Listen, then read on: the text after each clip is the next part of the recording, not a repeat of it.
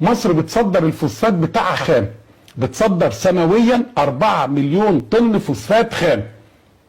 تاخد منهم كام؟ المفروض اصدر اخد فلوس ولا اصدر وما اخدش؟ بتاخد منهم كام حضرتك؟ بتدفع عليهم، خد بال حضرتك، بتدفع عليهم تاني، بتدفع عليهم 80 مليون دولار. يعني اصدر له الفوسفات وادفع عليه 80 مليون دولار من جيبي. هتقول صلاح مجنون بيقول كلام فارغ. لا حضرتك، الفوسفات بيتصدر مجموعه شركات خاصه وشركات شركه واحده حكوميه، بيصدروا الفوسفات من 8 ل 10 دولار للطن، ياخد من صندوق دعم الصادرات 20 دولار على الطن، فبقى انا طلعت 4 مليون طن وخدت عليهم من الدوله 80 مليون دولار.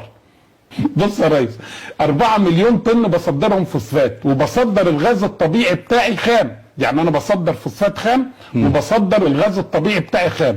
معظمه يروح للاردن يجوزوهم لبعض، استورد من هناك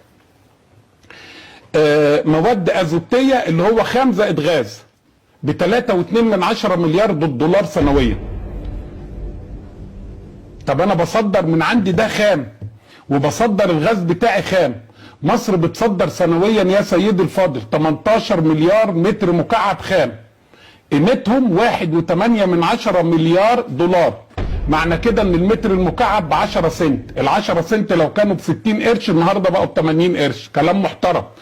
بتاخده بكام مصر؟ تشتريه من الشريك بتاعها اللي في قلب البير المصري اللي موجود، المتر المكعب ب 3 دولار.